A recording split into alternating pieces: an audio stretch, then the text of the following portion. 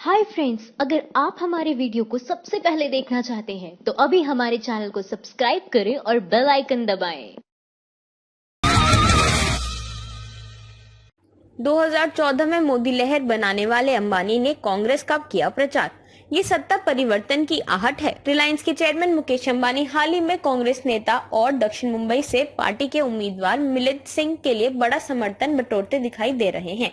एक viral video में मुकेश अंबानी समेत कोटक महिंद्रा बैंक के कर्मचारी, उपाध्यक्ष और प्रबंध निदेशक उदय कोटक और टॉगल हेड के अध्यक्ष कृष्ण रामनानी भी देवड़ा के लिए प्रचार कर रहे हैं। मिलिंद देवड़ा ने खुद इस वीडियो को ट्वीट किया है।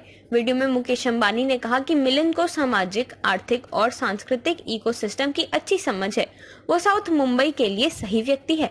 वहीं मिलिंद देवड़ा ने ट्वीट पर लिखा, छोटे दुकानदार से लेकर बड़े उद्योगपति तक दक्षिण मुंबई के का मतलब उद्योग है। हमें मुंबई में उद्योग धंधों को वापस लेकर युवाओं को नौकरी प्रदान करने की दिशा में काम करना चाहिए और यही मेरी पहली प्राथमिकता होनी चाहिए। मिलिंद देवड़ा 2019 लोकसभा चुनाव में महाराष्ट्र के साउथ मुंबई चुनावी क्षेत्र से कांग्रेस के प्रत्याशी हैं।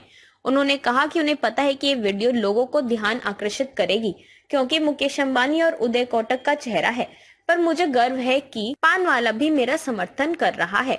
बता दें कि कांग्रेस अध्यक्ष राहुल गांधी लगभग अपने हर भाषण में मुकेश अंबानी के भाई अनिल अंबानी को आरोपों के घेरे में खड़ा कर देते हैं, कभी राफेल सौदे के चलते तो कभी जियो के चलते। 4.62 करोड़ के मालिक राजनाथ सिंह बोले, मोदी के पीएम बनने से पहले देश गरीब और कंगाल था। लोकसभा चुनाव में नेता हो या कार्यकर्ता सब जोश में रहते हैं। कहीं कोई महिला नेता पर अभद्रता भरा भाषण दे रहा है तो कोई सीधे सीधे गाली ही देता नजर आ रहा है, मगर जब जिम्मेदार पद पर बैठा शख्स अजीब गजब बयान देने लगे तो भरोसा किस पर किया जाए, ये पता कर पाना मुश्किल हो गया है कि कौन सच बोल रहा है और कौन झूठ। देश के सबसे पहले पद पर बैठे गृह मंत्री राजनाथ सिंह अब यूपी के शाहजहांपुर पहुंचे।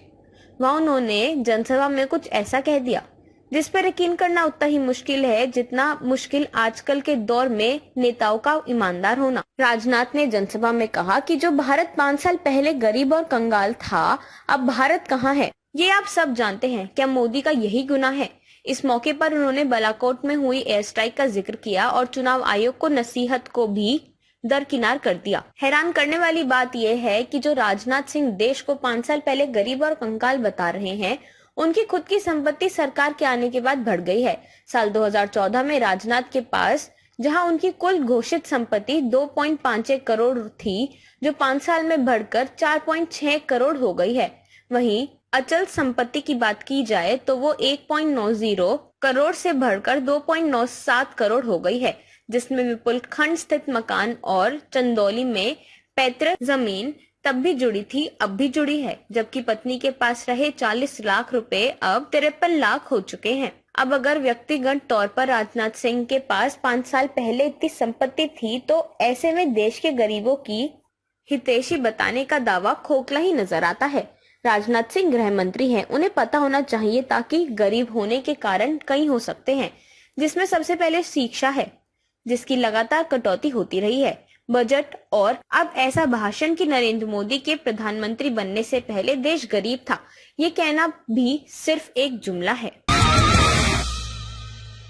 आगरा रैली में लगे चौकीदार चोर हैं के नारे, अखिलेश बोले अब पूरा देश जानता है चौकीदार क्या है। प्रधानमंत्री भाजपा नेता नरेंद्र मोदी का मैं भी चौकीदार नारा अब उनके लिए गले की हड्डी बन गया है। लोग उन्हें चौकीदार चोर है बोलने लगे हैं। आगरा में महागठबंधन की संयुक्त रैली में भी चौकीदार चोर है के नारे लगाए गए। यहाँ आई भारी संख्या में जनता ने जैसे ही चौकीदार चोर है के नारे लगाए, सपा प्रमुख अखिलेश यादव ने कहा, ये सब जानते हैं कि चौकीदार क्या है। अखिलेश ने जनता से अपील करते हुए कहा कि मोदी कभी चाय वाला बनकर आए थे, इस बार जितने भी चौकीदार बनकर आए हैं उन सभी की चौकी आप छीन लेना। भाजपा हमारे और आपके बीच का भाईचारा खत्म करना चाहती है। पूर्व मुख्यमंत्री ने रोजगार पर मोदी सरकार को घेरते हुए कहा कि ये सरकार अच्छी पढ़ाई नहीं दे पा रही है और जब पढ़ाई अच्छी नहीं होगी तो रोजगार कहां से मिलेगी। उन्होंने नोटबंदी और जीएसटी को लेकर भाजपा पर सीधा निशाना साधते हुए कहा कि नोटबंदी के आंकड़ों में भी चोरी कर रही है बीजेपी। जीएसटी के जाल में हमारा व्यापारी फंस गया। समाजवादी पार्टी के अध्यक्ष ने कहा कि पहले चरण में वोटों की बारिश देखकर बीजेपी घबरा गई है। मायावती जी की आवाज को दबाने की कोशिश की जा रही है, लेकिन जब मशीन बोलेगी तब लोगों के कान तक आवाज पहुंच जाएगी। उन्होंने कहा कि जब देश का युवा नौकरी मांगता है तब उसे पकौड़े तलने को कहा जाता है। अब सभी लोग चुनाव की तारीख का इंतजार कर रहे हैं। स्वच्छ भारत के नाम पर झाड़ू उठाई और ताजमहल को लिस्ट से हटा दिया गया। बता दें कि बसपा सुप्रीमो मायावती के ऊपर चुनाव आयोग ने 2 दिन तक किसी भी रैली, रोड शो पर प्रतिबंध लगा दिया है। ऐसे में उनके प्रतिनिधि के तौर पर बसपा के राष्ट्रीय महासचिव सतीश चंद्र मिश्रा और उनके भतीजे आकाश आनंद ने रैली को संबोधित किया। डाक विभाग को 15,000 करोड़ का घाटा। कन्हैया बोले, चौकीदार ने 20 घंटे काम करके इसे बर्बाद किया है। सरकार की एक और कंपनी इंडिया पोस्ट घाटे में जा चुकी है। बीएसएनएल और एयर इंडिया को पछाड़कर इंडिया पोस्ट सबसे बड़ी घाटे वाली सरकारी कंपनी बन चुकी है। 3 वित्त वर्ष में इंडिया पोस्ट को घाटा 150% बढ़ गया है, यानी 2018 से 19 में यह घाटा बढ़कर 15,000 करोड़ पहुंच गया है। 7वें वेतन आयोग की सिफारिशें लागू करने के बाद से ही घाटा तिगुना होना शुरू हो गया। सैलरी तो बढ़ा दी, लेकिन पारंपरिक डाक सेवाओं से राजस्व में निरंतर गिरावट देखी जा रही है। भारतीय डाक विभाग के पास 1,54,802 पोस्ट ऑफिस हैं, जिसमें से 812 हेड ऑफिस हैं, 24,566 सब पोस्ट ऑफिस और 1,29,424 ब्रांच पोस्ट ऑफिस हैं। कहा जा रहा है कि इंडिया पोस्ट के प्रदर्शन में सुधार लाने और उत्पाद लागू और मूल्य निर्धारित के बीच असंतुलन के चलते राजस्व प्रवाह को बढ़ावा नहीं मिल रहा है। साथ ही लोकप्रिय बचत योजनाओं, एक भुगतान बैंक और हाल ही में यहाँ तक कि एक ई-कॉमर्स पोर्टल के साथ दुनिया का सबसे बड़ा डाक नेटवर्क चलाने वाली संस्था ने 20वें वित्त वर्ष के लिए 19,203 करोड़ के राजस्व का अनुमान लगाया है। दूसरी ओर बड़े पैमाने पर 4.33 लाख कार्यबल के लिए वेतन और भत्तों पर खर्च 17,451 करोड़ रुपए आंका गया है, जबकि पेंशन अकाउंटों लगभग 10,271 करोड़ बताने की उम्मीद है। इसका मतलब अब ये अंतर बढ़ता ही जाएगा और घाटा आसमान तक पहुंचना तय है। इस विवाद पर कन्हैया कुमार ने मोदी सरकार की चुटकी ली। उन्होंने ट्वीट कर अपनी बात लोगों तक रखी। उन्होंने भारतीय डाक विभाग को हो रहे घाटे के पीछे की वजह मोदी को बताया है और कहा कि उन्होंने बिना छुट्टी के लिए देश को बर्बाद करने का काम ले लिया है।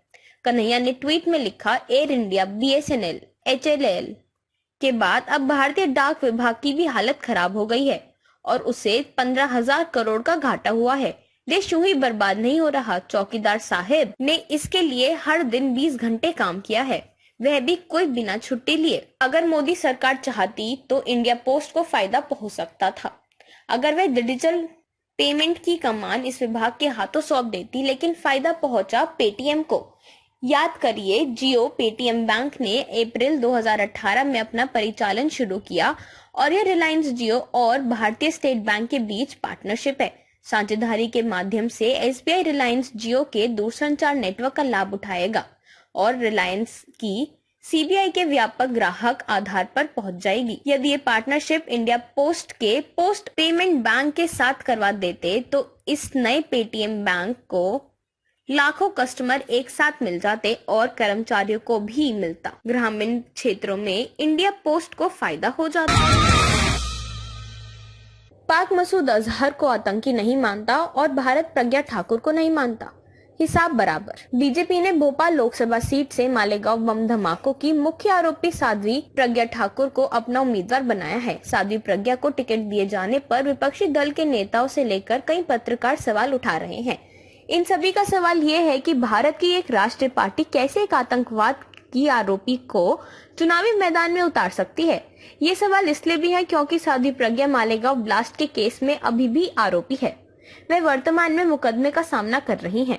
इस केस के विशेष लोक अभियोजक अविनाश रसाल के मुताबिक साध्वी प्रज्ञा सिंह ठाकुर इस मामले की एक आरोपी है।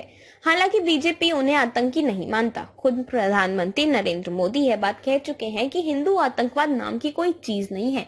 ये कांग्रेस द्वारा षड्यंत्र के तहत की गई एक फर्जी थ्योरी है। बीजेपी भले ही साध्वी प्रज्ञा ठाकुर को आतंकी नहीं मानती हो, लेकिन बम धमाके के मामले में उनकी संलिप्तता को कोर्ट ने भी माना है। इसकी वजह से वह 9 साल जेल में रह चुकी है और अभी भी जमानत पर बाहर है। पत्रकार साक्षी जोशी ने बीजेपी के इस रवैये पर जोरदार कटाक्ष किया है। उन्होंने ट्विटर के जरिए कहा, पाकिस्तान मसूद अजहर को आतंकी नहीं मानता और भारत प्रज्ञा ठाकुर को नहीं मानता, हिसाब बराबर। वहीं जम्मू कश्मीर की पूर्व मुख्यमंत्री महबूबा मुफ्ती ने बीजेपी पर निशाना साधते हुए कहा, सोचिए अगर मैं एक आतंकवादी को चुनाव मैदान में उतारती तब क्या होता। अब तक महबूबा टेररिस्ट हैशटैग ट्रेंड करने लगता। इन लोगों के अनुसार जब भगवा कट्टरपंथियों की बात हो तब आतंक को कोई धर्म नहीं होता, लेकिन मुसलमान हो तो सभी मुसलमान आतंकवादी हैं। निर्दोष साबित होने तक दोषी माना जाता है। बता दें कि साध्वी प्रज्ञा ठाकुर साल 2008 के मालेगांव ब्लास्ट केस की मुख्य आरोपी रही हैं। वह इस केस में 9 सालों तक जेल में रही हैं। फिलहाल वो जमानत पर है। इस धमाके में 7 लोगों की मौत हो गई थी और करीब 80 लोग जख्मी हुए थे। माइंड द न्यूज रूम की report. Thank you for watching our video. अगर आपको हमारी वीडियो पसंद आई हो तो इसे लाइक जरूर करें और हमारे चैनल को सब्सक्राइब करना ना भूलें।